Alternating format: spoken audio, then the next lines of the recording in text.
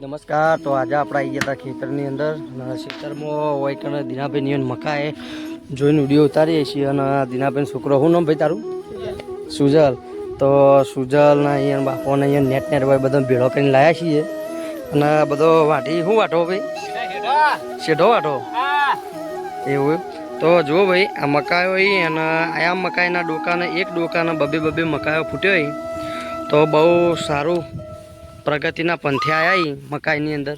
હું કેવું ભાઈ, તારે કોઈ કેવું? અને જુઓ, આપણે આપણા ખેતરની બાજુમાં છીએ તો આપણે કોઈ મગફળી નેદવાનું કામ ચાલુ હોય. તો જુઓ મગફળી, અને આ મગફળીની અંદર નેદવાનું કામ ચાલુ હોય. આપણે મગફળી નેદી તો આપણે તમને મગફળી નેદી બતાવીએ છીએ. આ નેદવા મને અડધું તો બળી તો જ્યું. જો ભાઈ, હા, મેં આવતો નહીં. તમારે કોઈ કહેવું મગફળી વિશે બાબા? મગફળી વિશે તો શું કે આ નેદમણ લઈએ છે મોટી. નેદમણ લો એમ? બરાબર. કેટલા વીઘા મગફળી? 5 વીઘા. 5 વીઘા. તો જુઓ ભાઈ, આ 5 વીઘા મગફળી બાજુના ખેતરમાં 2 થઈ ને 5 વીઘા. એમ ભાઈ ઘણા વર્ષો પછી આ વખત એવું આ વર્ષમાં જોવા મળ્યું કે વરસાદ જ નહીં. ચોક પડ્યો તો પડ્યો, ને કે કોઈ ના. દિનોભાઈને રાહ જોઈને બેઠા. વરસાદ ચાણા આવે, વરસાદ આવે તો કોઈક પાક ઉજી નીકળે અને થોડો કોઈક ભેજ રહે. અને કૂવાનો અને બોરનો તળપ ઊંચો આવી. અને રેવડો ભાઈ પેલા બતાવીએ કંટરમાં માપો ઘી કે ટેટોડીનો એડો. તો ટેટોડીનો એડો ઊણ ખાડાની અંદર એડો એટલે વરસાદ આપવો તો કાઠો. ટેબા થોડો ઊંચો હોત તો માન્યતા એવી કે ઊંચા ટેબા ટેટોડીનો એડો મેલે તો વરસાદ આવે. પણ ઊણ ટેટોડીનો એડો ખેતરના વચ્ચો વચ્ચેલો ચોય ઈ કણી કહું ફૂટી ના જાય પગમાં.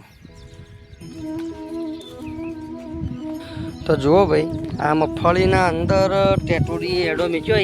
આ ચેર એડો જો ટેટોડીનો ચો મસ્ત મજાની ઢીખાડીઓ, પછી ખાતર ને દુકાન કોરે મોરે ગોઠવ્યું હોય. અને એના વચ્ચોવચ્ચ ટેટોડીએ એડો મેચ્યો. અને હવે ટેટોડીને બચ્ચો આવશે. ટેટોડી ટાઈટ કરી જાય. પેલી અમારે ટેટોડી, આ રે ટેટોડી જુઓ.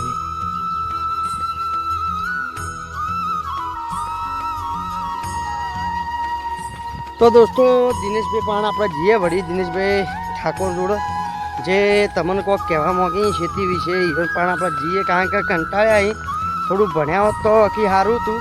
તો આવા બોલ ફોડવાના દાડા ના હોતી એવું એ ખુદ કી. તો આપણે તમને એના મોઢા સંભળાવીએ, તમે જુઓ હમળો. શું કહેતા દિનેશભાઈ? હા, અમે તો ખેતી કરીએ બરોબર. હા, આ છોકરાને તો કે શેઠે ન જાય ખેતી કરવા. હા, ના કે ખેતીમાં તો પૂરેપૂરા મોય આવજો. હા, કોઈ અમારી ખેતી મળતું નહીં. એવું એમ? હા, તે ભણજો વગા. હા, ને વગા ધંધા લાગજો. ના કે બરાબર. અમારે તો ફજેતી જ જાય. બરાબર.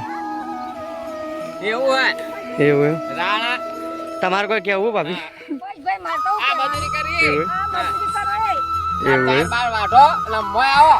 આ મગફળી, આ મકાઈ તમે વાવી? મકાઈ વાવીએ. બરાબર. તો કોરે મોરે મકાઈઓ બહુ મોટી મોટી મકાઈ થઈ અને વચ્ચે વચ્ચે ઠેણી રહી ગઈ. તને એવું તો ખેતીમાં રહેવાનું જ. આ તાતા દાઈને દવાનો છે. 3 દાડો એમ? હા, 3 દાડની દવાનો છે.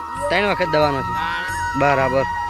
તો જો ભાઈ મિત્રો, તમે જે વિડીયો જોતા હોય અને જે નાના છોકરા પણ જોતા હોય એ ખાસ કહેવાનું કે મિત્રો ભણવાનું રાખજો.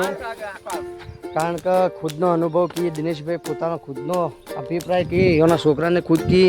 કારણ કે હાલ ભણશો તો ચોક કંપનીમાં થોડો 12 પાસ હશો, ITI હશો તો કંપનીમાં મેળ પડશે. ચોક એવી જગ્યાએ સિક્યુરિટીમાં લાગશો. બાકી તમે ભણેલા નહીં હોય તો સિક્યુરિટીમાં ચોપડા એન્ટ્રી શું કરવી એ તમને ખબર નહીં પડે. શું કહેવું કે કઈ ગાડી કોણ અધિકારી ને એનું નોમે તમને લખતા નહીં આવડે. એટલે મહેરબાની કરીને થોડું ભણવાનું રાખજો. અને ખેતી પ્રત્યે નાના બાળકોને થોડા દૂર રાખજો. નકર આમ ખેતી તો વર્ષોથી આપણા બાપ દાદાની પેઢીની કરતા આવ્યા, પણ એ કરવી જરૂરી છે. ખેતી એ થોડી, પણ છોકરોને કહેવું એમ કે થોડું ભણજો. થોડું ભણેલા છો તો ચોય પાછા નહીં પડો. જેને ખેતી નહીં એની વાત છે. જેને ખેતી છે એ તો આગળ આવશે ખેતી કરીને.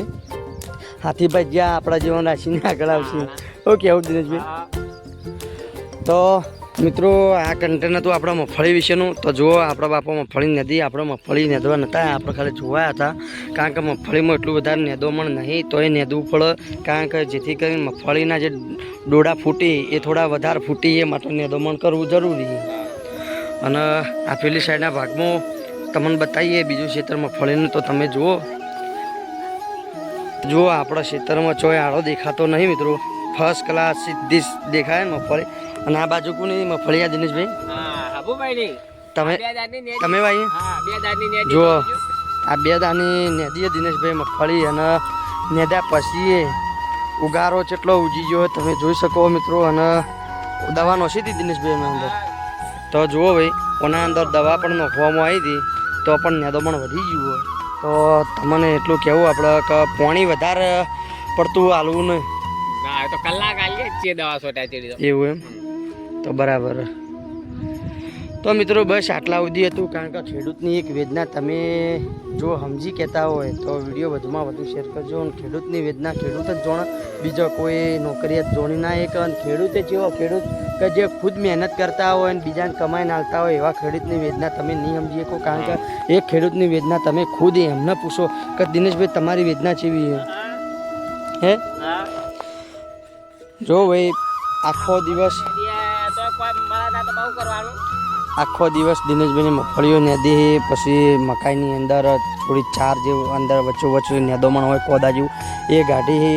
તો એ વળતરમાં કશું મળતું નહીં. ઊણ તો વરસાદે આવ્યો નહીં એટલે ખેડૂતોનો ઊણ તો મરો 100%. અને સરકારને તો એટલું જ આપણે કહેવાના શું કહેવાના કે જાહો જલાલીને બાહો બલાલી. તો બસ આટલા સુધી આપણું કન્ટેન્ટ આપણે મિત્રો પૂરું કરીએ છીએ. અને આપણું કન્ટેન્ટ તમને ગમતું હોય તો લાઈક શેર અને સબસ્ક્રાઈબ કરજો. અને વધુ આવા કન્ટેન્ટ તમારા માટે બનાવતો રહ્યો. જય જવું.